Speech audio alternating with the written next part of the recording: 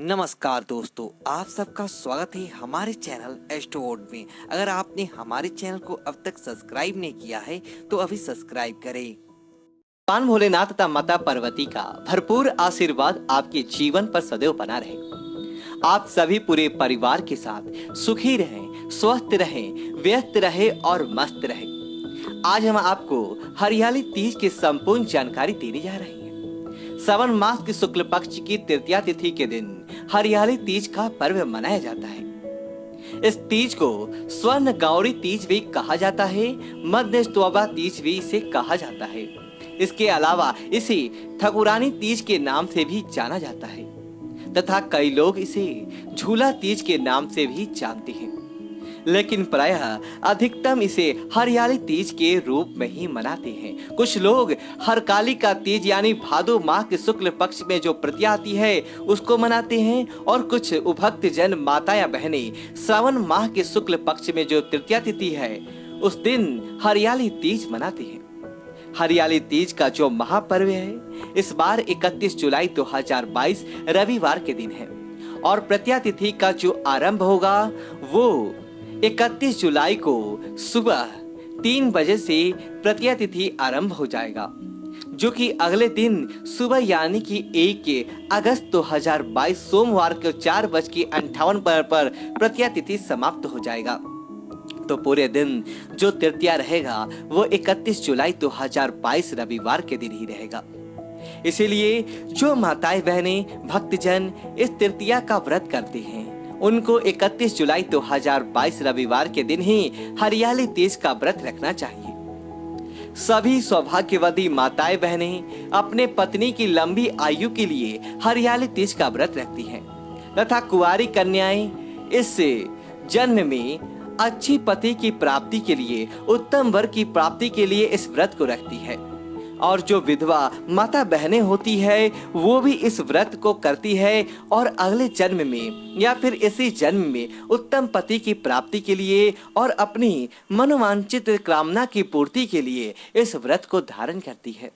इस व्रत को माता पार्वती ने बाबा भोलेनाथ को पति के रूप में प्राप्त करने के लिए सबसे पहले किया था।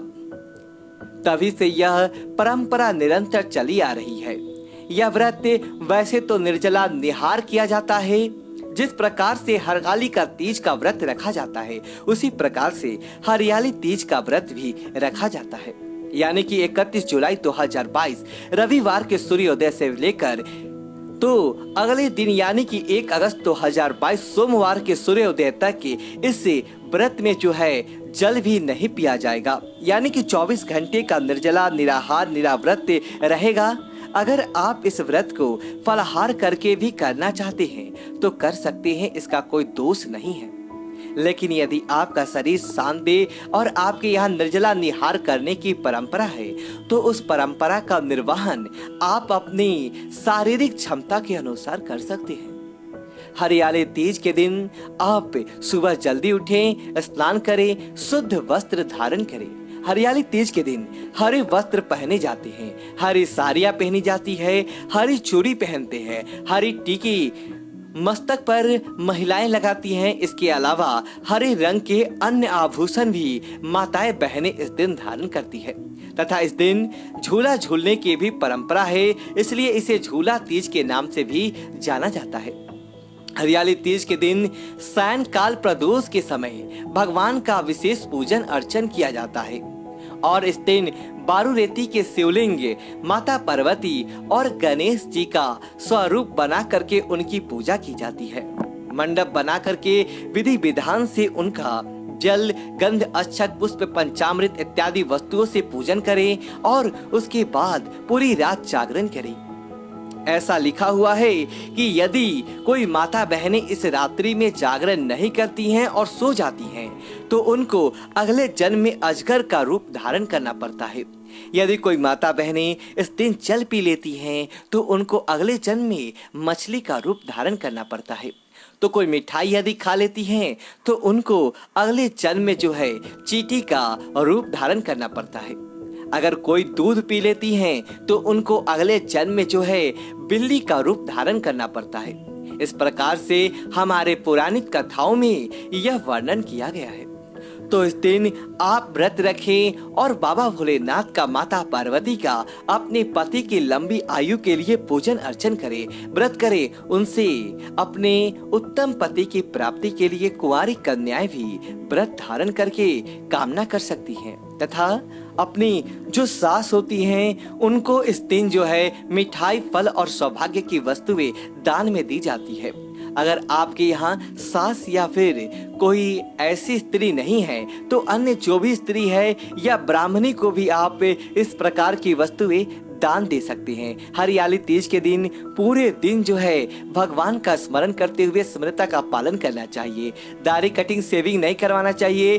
शरीर के अंग के कोई भी भाग इस दिन काटना या कटवाना वर्जित माना जाता है। इस दिन नाखून नहीं काटना चाहिए। पर निंदा या दूसरों की बुराई इस दिन बिल्कुल भी नहीं करना चाहिए। पति के साथ वाद विवाद अथवा लड़ाई झगड़ा बिल्कुल भी नहीं करना चाहिए। क्रोध नहीं करना चाहिए, झूठ नहीं बोलना चाहिए और किसी भी प्राणी मात्र का दिल इस दिन नहीं दुखाना चाहिए। और इस व्रत को आप अपने शारीरिक क्षमता के अनुसार करें तथा बाबा भोलेनाथ और माता पार्वती का पूजन अपने घर में सुख शांति समृद्धि के लिए अवश्य करें। इसके अलावा जिस प्रकार से आपसे बन सके उसी प्रकार पूरी श्रद्धा, निष्ठा और विश्वास के साथ आप हरियाली तीज का यानी व्रत करेंगे तो आपके घर में सुख शांति समृद्धि का वास होगा तथा बाबा भोलेनाथ एवं माता पार्वती की अपार कृपा आपके जीवन पर बरसेगा। वीडियो अच्छी लगे तो वीडियो को लाइक करें और कमेंट बॉक्स में जय महाकाल लिखिए और हमारे चैनल को सब्सक्राइब करें। धन्यवाद दोस्तों।